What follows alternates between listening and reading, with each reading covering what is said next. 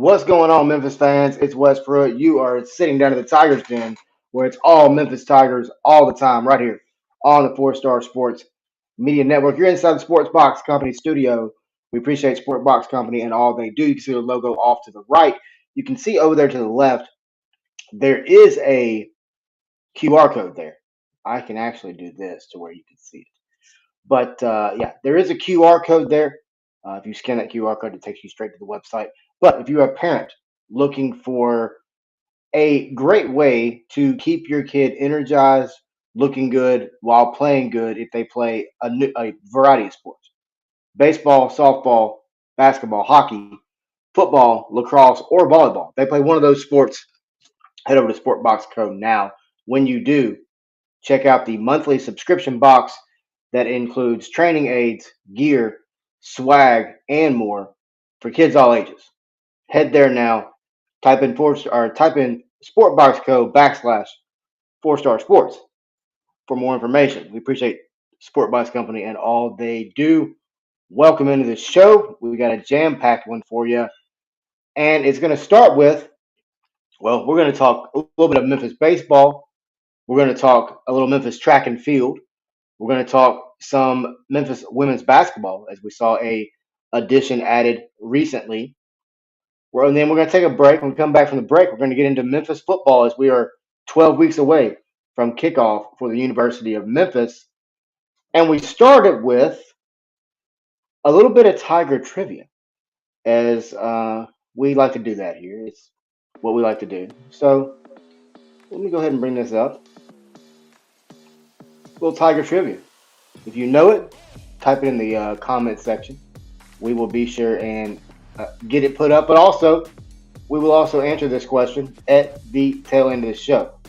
So, what is Tigers trivia tonight? Well, Tigers trivia is simple. In Memphis football history, how many players have rushed for 4 touchdowns in a game? How many players have done it? How many players have rushed for 4 touchdowns in a game? Like I said, we will answer that towards the end of the show. Give you guys some time to think on it, but it's going to be a lot of fun. That's a tough one now. It's one that maybe a lot of people know. All right, let's go ahead and jump into it here. So we had some news come across earlier. We put it out on all the social medias. We now have a article out at 4star.live if you want to check it out. But Ford Pemberton, the Memphis assistant, is now heading to Monroe, Louisiana, as the Warhawks have tabbed him as their new head baseball coach. Sources have told Baseball America. Also, we have confirmed through sources of our own. Pemberton will replace Michael Federico, who led the program for 8 seasons while posting an even 23 record in 2025, including an 8-22 mark in the Sun Belt. But Pemberton joins after being 2 years on the staff at Memphis with Matt Reiser. He served as the hitting coach and the recruiting coordinator. And to be honest with you, he does fill quite a big hole, or that it is going to be a major void or hole to fill for Matt Reiser and the university. Honestly, I don't think you'd have to look very far. You look at the guy who is being replaced, and that's Michael Federico. He has a history with Memphis, as he was on the staff for 5 seasons, including the 2007 year when the Tigers went to the NCAA tournament. Matter of fact, that's the last time the Tigers have been to the NCAA tournament.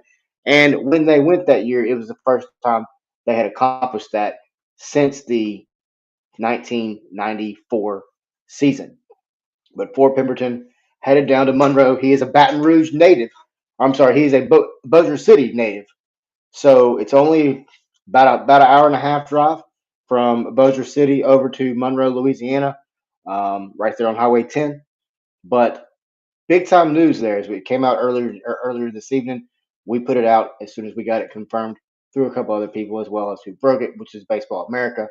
But important stuff there, as Memphis baseball now has a hole to fill, and it's one that may not be the easiest to fill. But like I said, and we talked about it in the article, I think it's pretty simple. I mean, you could really just reach out to the guy who he is replacing. Up next, we have a Tiger men's tennis star who was named the most improved player. Intercollegiate Tennis Association announced that today on Tuesday, as University of Memphis's Connor Gannon was named the ITA Central Region Most Improved Player. He's a senior from Dublin, Ireland, who finished the season ranked number 108 in the ITA singles rankings. He earned all conference status from the American and for the 2024 season after playing in the top singles spot all season long. He went 16-6 in singles overall competition, picking up 2 wins over nationally ranked opponents as well. He basically sat there the majority of the year. He was top 125 on the season, climbing as high as number 98. Last week, when he released when the ITA Central Region released its end of season rankings, he was ranked number 6 in singles and number 3 in doubles. So, congratulations to Connor on that incredible honor.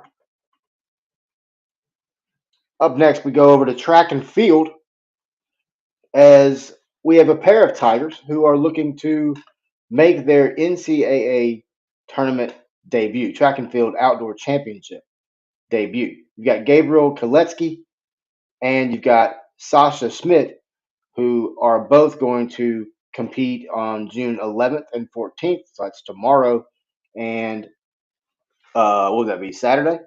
But it's going to take place at the University of Oregon at the historic Hayward Field there on campus.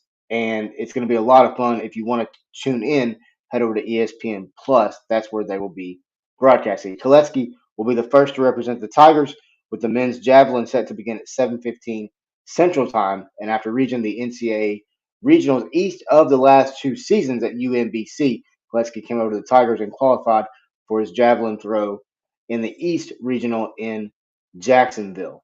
Speaking of competing, Schmidt will also compete in his first championships after coming up just short in each of his first 2 seasons while with Memphis.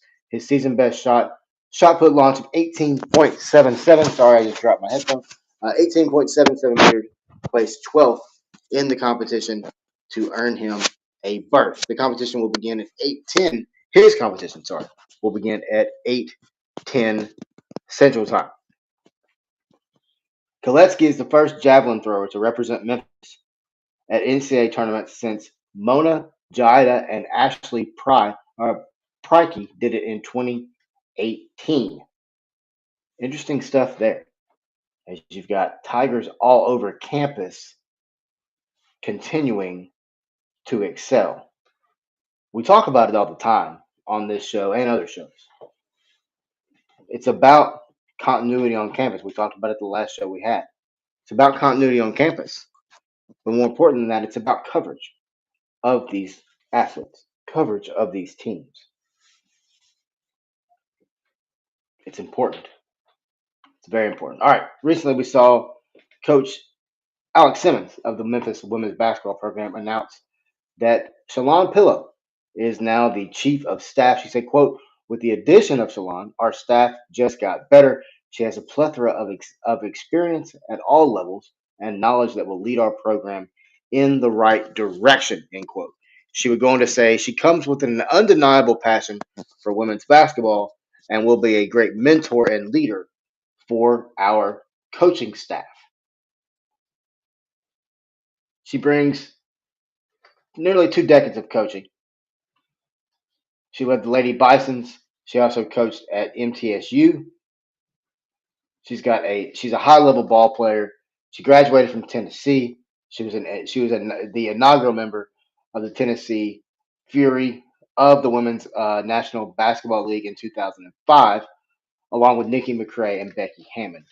She's got high level basketball IQ.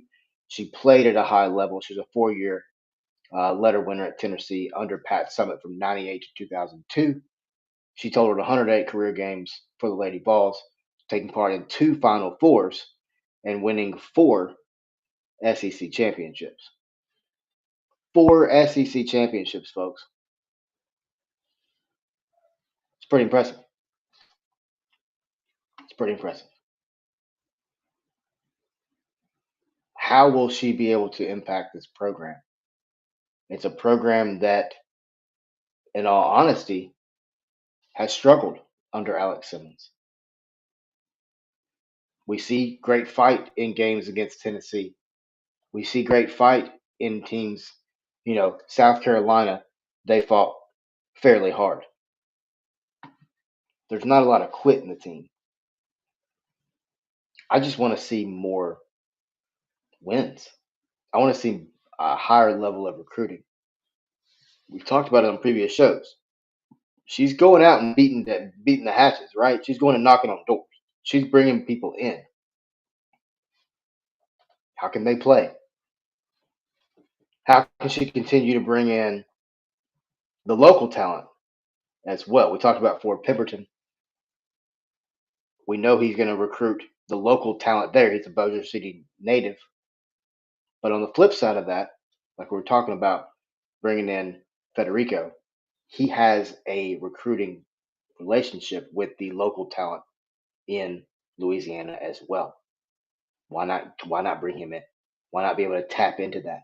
It's more opportunity for your ball club to be noticed around the country. Same thing with women's basketball. Same thing with softball. We're seeing Karina Prater and her coaching staff on the run right now. They're on the ground. They're hitting the ground running and they're recruiting. I'm not saying Alex Simmons doesn't. I know she does. What I'm saying is I don't understand how this program goes from here to here so fast. There needs to be improvement this year. That's my expectation for this program on campus. Hopefully, this will help. Pillow helped guide the Lady Raiders to 24 wins in the WNIT quarterfinals during her first season in 2014-2015. Cheyenne Parker, who was also a number 5 selection of the Chicago Sky in the 2013 WNBA draft. There's a pedigree of talented coaching. There's a pedigree of development with her players. She obviously knows Coach Simmons. Let's see them work together. Let's see them get this women's basketball program back on track or on the campus of the University of Memphis. It needs to happen. Will it happen? We don't know. All right, we're going to take a break. When we come back, we're going to talk all things Memphis football as we are 12 weeks away. So we start asking some questions and giving some answers right here on the Tigers Den, presented to you by 4 Star Sports.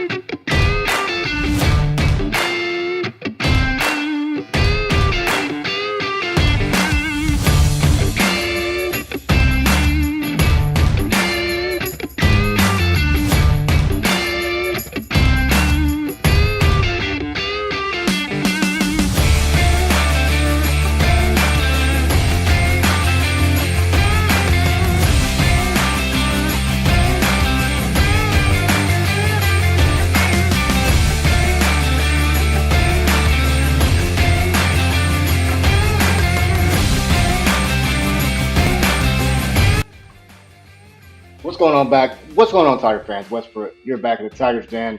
As we are back, we're going to talk Tiger football. We're now 12 weeks away from the beginning of the football season, August 30th, and the Tigers welcome UT Chattanooga to Simmons Bank Liberty Stadium. This is the inaugural part of the second or third season now of the countdown to kickoff that we present here at Four Star Sports. Speaking of that, you see that photo behind me?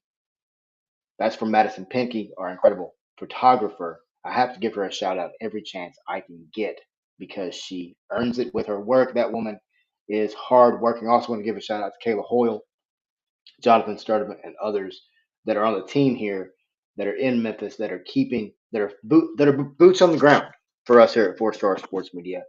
And it's really, really refreshing to have a team that worked hard on their own. It's really, really nice. It makes it much easier on everyone. Let's get into it as let's talk some Phil Still magazine. As the Phil Still magazine is out, us here at Four Star Sports Media, we're a VIP member, so we got early access to it. Came out yesterday. So we put a post out on all of our social medias. Phil Still 2025 preseason American Athletic Conference team. The Tigers have the following members. You've got offensive tackle first team. You've got offensive tackle Chris Adams. You've got defensive end William Whitlow. You've got cornerback Armarian Cooper on first team. Second team, you've got Travis Burke, offensive tackle. You've got Gianni Spedic, kicker. Keep an eye on him this year, folks. We'll get into that more coming up. Third team, you've got Everett Rusall, and you've also got Sam Brunfield, which is a linebacker. Both are linebackers for the team.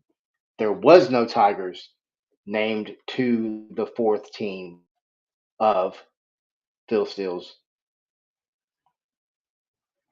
All Americans. You look at Phil's 2025 forecast for the conference. I know when you look around the league, you listen to people that do interviews, you hear names like Tulane, you hear names like UTSA, you hear names like North Texas, other teams like that. But I think you have to look at the Memphis Tigers as a team to look out for. 2023, they went 10-3. Last year, they went 11-2. Yes, you lose Seth Hennigan. I understand that. But last year, you played the three toughest opponents on the road. You beat Florida State, but you lost to Navy the next week. And then later on in the year, you lose to UTSA on the road again. But the schedule is very manageable this year. We'll get into the schedule in a minute. Plus, the three toughest games are all at home as you host South Florida, you host Navy, and you host Tulane.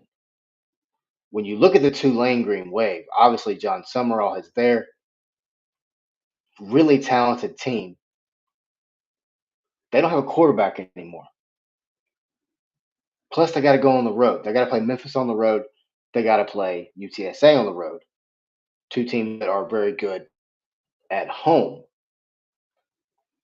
Speaking of at home, under Ryan Sorfield, this is now his sixth season at Memphis. Under Ryan Sorfield, the Tigers are 28-6 in games played at home. Tigers return 5 on the offense, 4 on the defense this year. Obviously, they lose Seth Hennigan, they lose Mario Anderson, they lose a plethora of wide receivers. But the offensive line is going to be improved. You go out and you work the transfer portal. You go get guys who have been full-time starters. They have 96 career FBS starts in just the 6 guys that Memphis brought in. Now let's not forget this offensive line was really good in 2018. Being coached by Ryan Silverfield. Now, since he's been head coach, this has been, I don't want to say an issue, but it's been a point of emphasis, as it should be, obviously. But this year, I think this offensive line can take a step forward, a major step forward. Then you've still got offensive coordinator Tim Cramsey. He was named number 19 best offensive coordinator in the country recently by a couple of publications. Yes, the quarterback. You bring in Brandon Lewis from Nevada. He was also Nevada's number one rusher. He ran for 775 yards last year, an average of 4.9 yards per rush. He threw for over 2,000 yards, 16 touchdowns, 7 interceptions, with 67%, by the way. Plus, you've got highly touted AJ Hill right behind him, which a lot of people are going to start clamoring for him to start. It's going to happen. But you're trying to replace the only 4-year starter in the nation last year, and that's Seth Hennigan. The only 4-year starter in the country last year was Seth Hennigan. The talent is there to replace him. The offensive play calling is there in Tim Cramsey. The offensive weapons around him are there as well. You look at the running back room, like I said, you lose Mario Anderson. But you turn around, you've got Greg DeWosier, you've got Sutton Smith. You bring in Frank Pleasant from MTSU. He had an average of 4.3 yards per rush in 2022. Plus, let's not forget, Sutton Smith is also a return specialist, which adds another level of preparation for this team that has to be done.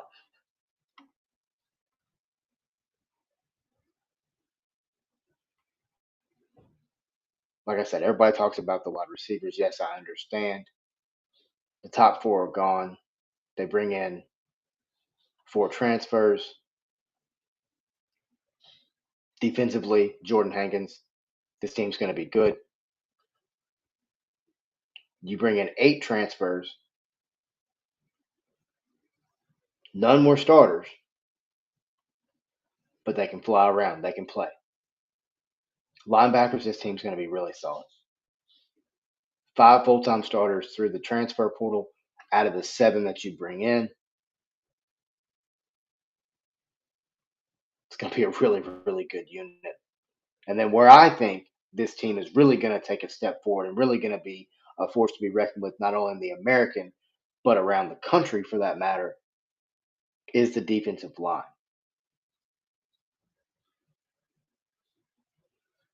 We talked about William Whitlow. You bring in 4 transfers who have all been full-time starters, including Ray and Bell from Miami. Don't forget about the young man that Ryan Silverfield brought in last year. We talked about him. We talked about how Ryan likes to bring in and stash. We've been talking about this for 2-3 years now. Reggie Grimes from Oklahoma. This defensive line is going to be one to watch for Memphis this year. We talked about Sutton Smith in the return game. This is where Memphis has got to continue to get better every year. You bring in UTEP's punter. He had an average of 38.5 yards per punt.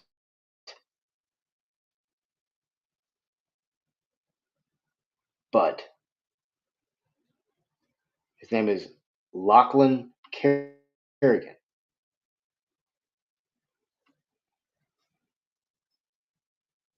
It's going to be interesting. He's an Australian punter, 6'3", 190. It's going to be interesting to see how this team performs in 2025. It's going to be very interesting.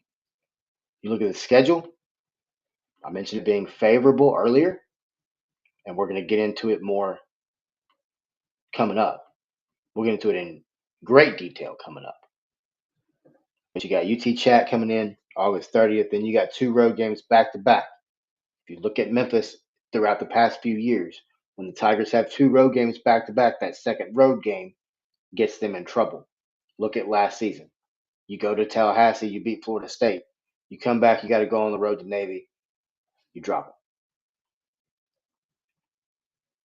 But you got to go to Georgia State. It's the second meeting ever. First trip for Memphis down there. Tigers have won 11 straight since the Sun Belt against the Sun Belt. Then you got to go down to Troy. You beat Troy last year pretty handedly at home. You scored 24 straight points after the game was tied at 7. Tigers won 38-17 last year. And like I said, then that's a very key game. Tigers play 6 straight games to start the season without a break. 2 back-to-back games. Then you got to come home and play an Arkansas team, which is going to be a really good game, a really good team. Is the first of 3 games in this series. Tigers currently lead the series 3-2. But they've lost the last 2, 95 and 98. Tigers won in 94.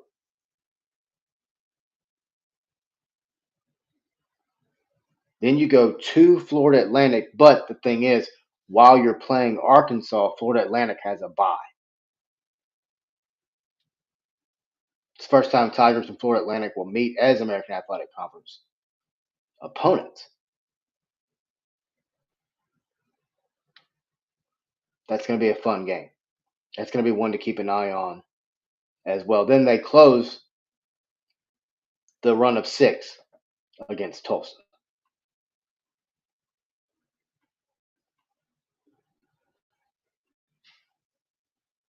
(11-2) last year, 10-3 the year before. You beat Iowa State in 2023. You beat West Virginia in 2024.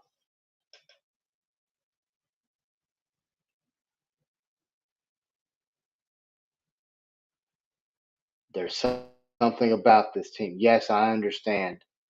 A lot of people are not happy with Ryan Silva. Do I really understand it? No. But do I know that it happens? Yes. Is it dumb? Oh yeah. He's 42-21 at Memphis. He's 4 and technically I guess he is 4-1 in bowl games. He coached during the Cotton Bowl. He's 4-0. Like I said, 28-6 at home. On the road, 10-13. 2-5 versus top 25 opponents. 9-3 coming off a bye. We talk about the bye. The bye is after Tulsa. Then you go to UAB. Since 2019, Memphis is 13-5 to the over as a road favorite, by the way. And as a home dog, Memphis is 10-3 against the spread, last 13 as a home underdog.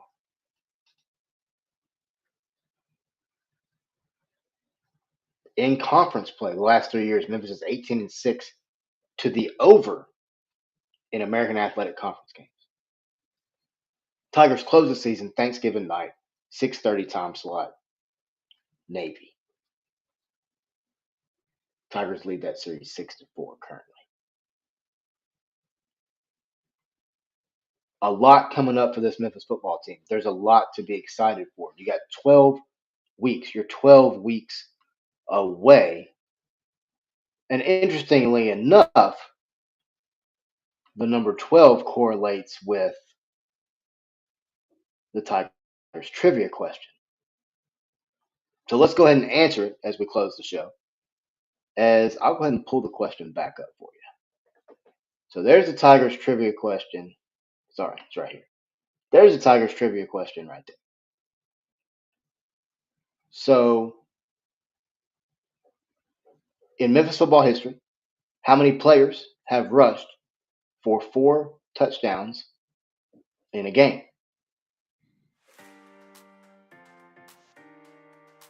Who did it? Who knows? Let's go ahead and turn the music up and let y'all think on it. Right here on the Tigers Den.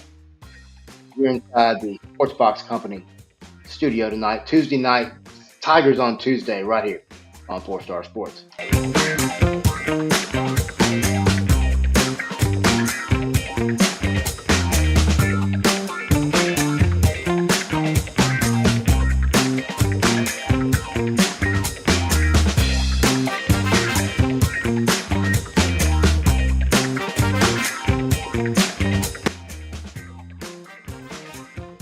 Tigers trivia tonight on 4-Star Sports as we were inside the Tigers den. All right, let's go ahead and give the answer tonight. The answer is, well, there's been 3 different players do it, and I'll give a little more detail in this. So the first time we saw it done was in the year 2001 when former Memphis running back Dante Brown ran for 4 touchdowns against Houston. We would then see it 3 years later, and lo and behold, we would see it 3 times, which is why I said the number 12 was significant with this answer, because we saw D'Angelo Williams rush for 12 touchdowns total against 3 teams in the 2004 season, as he rushed for 4 touchdowns against Chattanooga. He also did it against Houston and East Carolina in that season. Well, 20 years later, we would see Mario Anderson Jr. also join this illustrious group of Tiger running backs, as he rushed for 4 touchdowns against North Texas last year in a big win for Memphis, as they knocked off North Texas 52-44 in a game that saw Seth Hennigan and others put the team on the back. But we appreciate everyone watching tonight. We appreciate everyone listening. We'll get the audio up just as soon as we can. But as like we said earlier, folks, 12 weeks away from Memphis football. We will be back next week with another episode of the Tigers Den as we continue to work our way through football, or to the football season, but as well as we keep campus coverage going on, because there's sports happening all year long on campus, and we're going to keep you covered right here on the Tigers Den. As always, folks, go Tigers.